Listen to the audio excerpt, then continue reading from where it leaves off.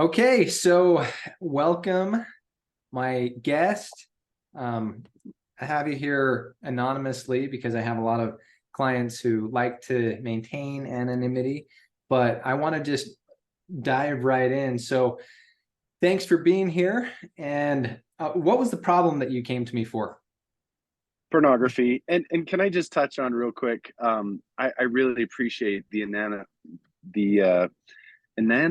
My goodness, I can't even say that word, but that really helped me to find you. You trusted me to change some things on your website, which kind of gave me permission to use you in the first place from my wife. I really wanted to kind of keep it secret from her because I thought this really isn't a problem with her. It doesn't have anything to do with her. This is something that I wanted to fix. And anyway, so I really appreciate that.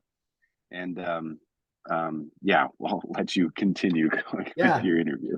yeah. Okay. So I want to know a little bit about the background and history of the porn problem that you were dealing with. So, can you tell me maybe when were you first exposed? How long did you struggle with it? Maybe give me a little bit of information. Sure.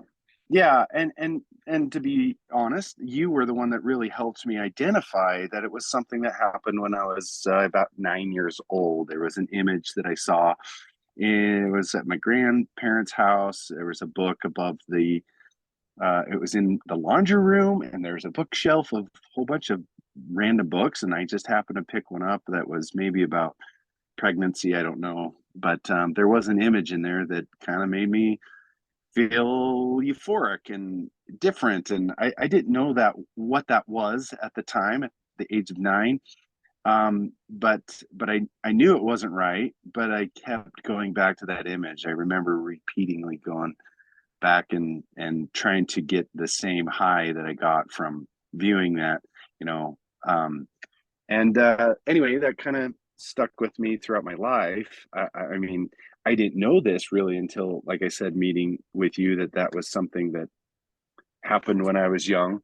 So yeah, it was a struggle throughout my whole life, and I always thought that, well, this is something I could fix on my own. It's not. It's very occasional. It's I'm still a good person. Like I, I believe that I was, I'm a son of God, and um, but why did I have this habit? And it really bothered me. And so so yeah, I've struggled with it for 38 years.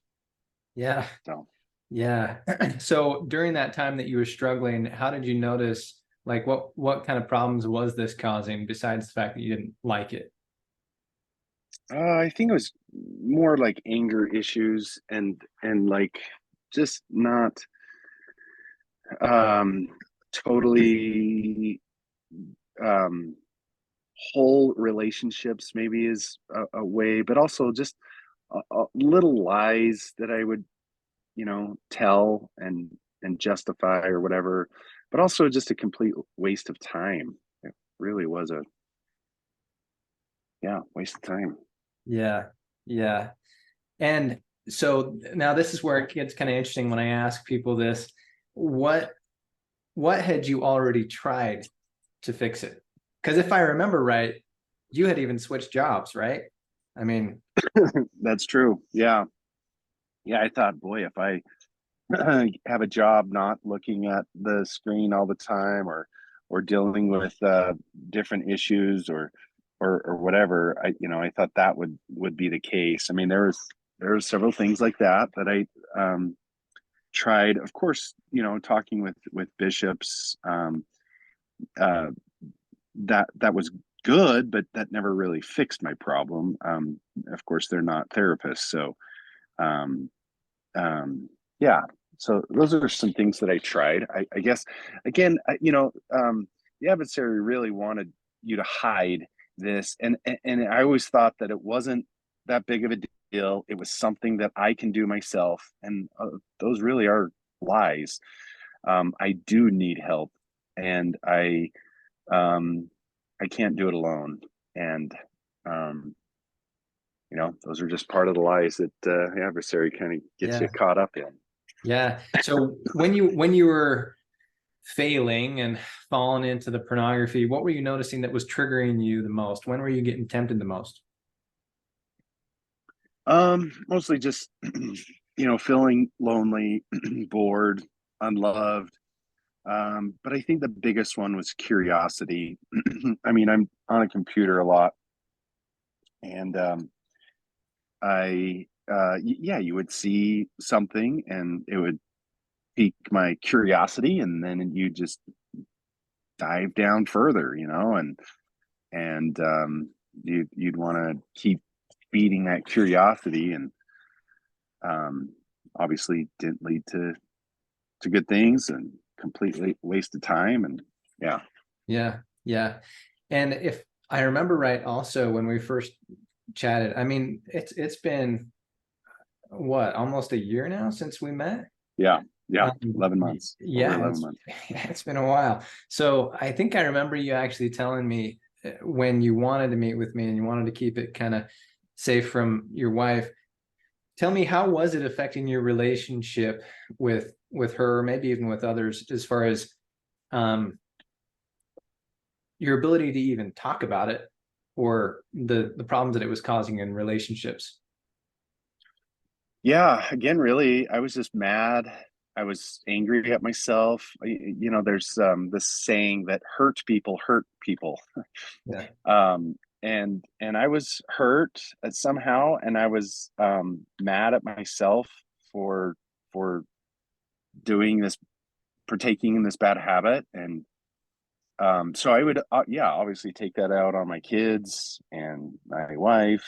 And so, yeah, I mean, this, kind of spurred from my wife saying, you need to get therapy because you're so angry, and again, I was looking at, I knew what my problem was. My wife didn't necessarily.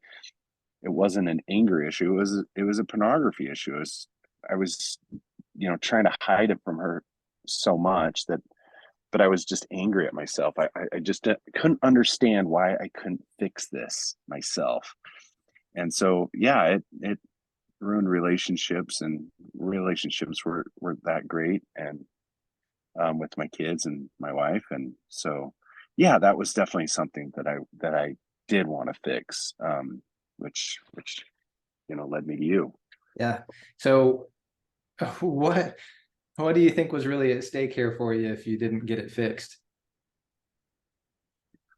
Um, just kind of this. I mean, divorce was definitely on my mind.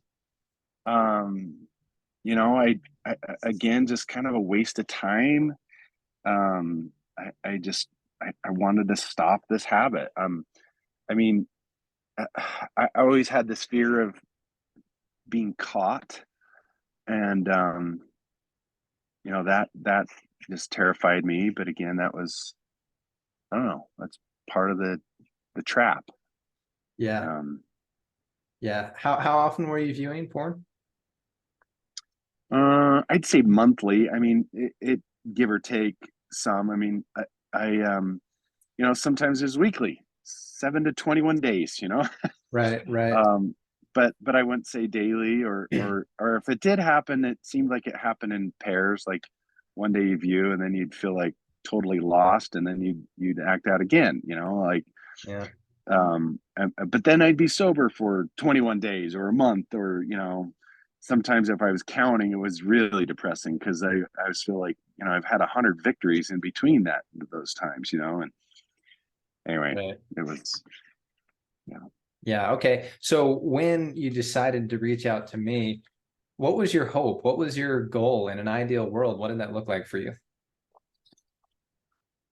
um well, it was just, I totally wanted to quit this bad habit, and spend time doing more meaningful things, going home at a decent time, and having more meaningful relationships. And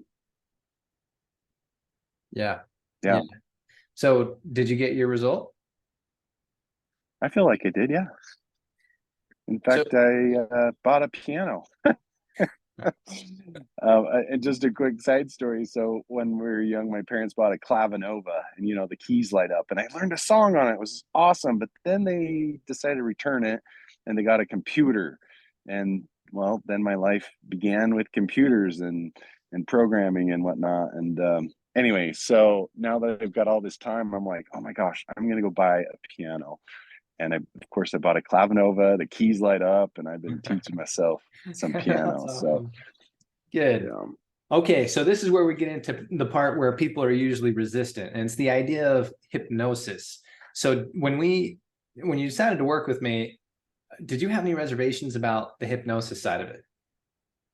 Well, I'll be honest, no, not really, because I felt like I was in a place that I was totally open and willing to try anything. I wanted to quit so bad. I just was like, I do not want this habit. Now, little backstory, my sister passed away with an addiction to alcohol, and so I saw the end path, the result of that. Of course, I did see her sober and trying so hard, and I saw that there was hope, but nonetheless, I saw the end of what that, and I was like, I do not want that. I um of course, did I think that it would lead to death necessarily? No, no, not really, but I knew it didn't have a good end result. This is something that I definitely wanted to end. So I looked at different things. I did try talk therapy.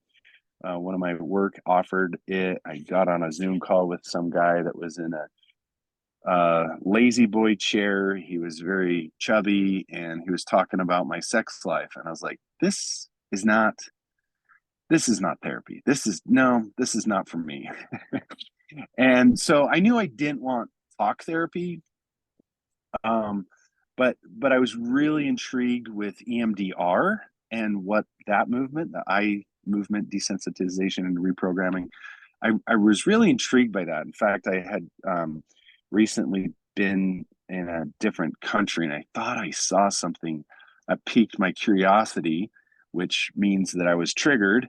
And I remember, I'm going to try this EMDR, and I quickly YouTubed this idea of your eye movement, and then it kind of worked. Like it desensitized this little trigger in me. So with that, I just somehow I stumbled across your website. I don't know if you even had EMDR mentioned on that, but uh, that's what led me to you, and we started talking, and I knew that, like I said, yeah, talk therapy wasn't me for me. I wanted something that I didn't have to continually lie to my wife about something, some therapy program I'm going to, or taking up all my time. Anyway, so I was convinced, and even more convinced when I was talking with you about the mind and the conscious brain, the subconscious mind. That really struck me as like, oh my gosh, I totally get it. It totally makes sense. So Yeah. And we from there, actually I did was, this. yeah. We did this on Zoom because you're not local Mm-hmm. close to me. And so, Right. and we still were able to get the result, right? So now this is where most people really want to know the meat about what was your experience when you did the actual hypnosis. No, it wasn't that weird or anything. I mean, I kind of locked myself in a room and propped up the computer on a chair that had a shredder on it so that it was high enough, and then I had noise canceling headphones on, and I was just on a chase or chair that was very comfortable, and I made myself as comfortable as I could, and you got me comfortable, and noticing my breath and breathing, and being really relaxed. But I was also very aware. I wasn't asleep or anything, just very relaxed. And yeah, you talked through some of the things that I already talked about. When was the first time? You also had me name it, and I thought that was really important to name it. I think in my mind, I don't know if I said this out loud, but I called it Curiosity 2.0. and naming it has really helped me going forward too, because I'm like, oh, I know what that is. That's just going to lead me down that path that I don't want to go to. And so, yeah, naming it, but also, kind of forgiving my younger self, and helping my 9-year-old inner child, if you will, know that that's any young boy would be curious, and that I can resolve that now. And I feel like my subconscious has blocked that belief pattern, or erased it from my belief window, and it's not really it's not really a problem anymore. So I don't know if that I mean, and then after, yeah, it was felt like I had a great nap, but I was totally awake and totally aware, and it was awesome. It was a great experience. So if somebody was like, oh, but uh, what about trance? Did you feel like you were out of control? No, totally in control. I mean, um, nothing out of control whatsoever. I mean, I trusted you, obviously, to allow you to come to into my subconscious mind, if you will, to help me resolve this, and you did just that. So, but yeah, totally in control, totally aware. Um, Yeah. yeah. Well, good, good. All right. So now that that's gone and it's been 11 months, I mean, I also did another session with you, a little bit of training so that you know how to keep it permanent and manage your thoughts, kind of impulse control, thought control type things. But now that that's gone and it's been 11 months, besides the piano thing, what's different about your life now that that habit's gone? Um, just more understanding, more forgiveness, more maybe patience with others.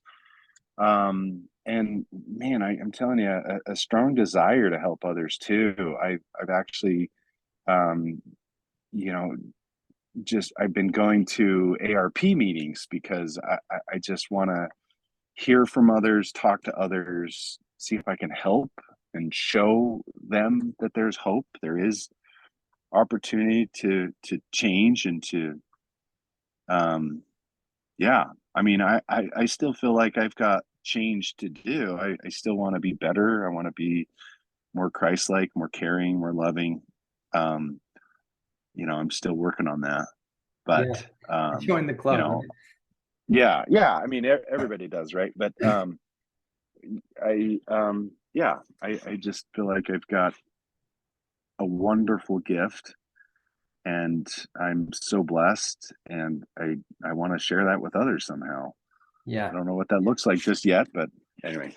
Yeah, yeah. Well, so now that you fixed that in one hypnosis session and you're doing great, what advice would you give to other people who are hesitating to try the hypnotherapy to fix their porn problem, maybe?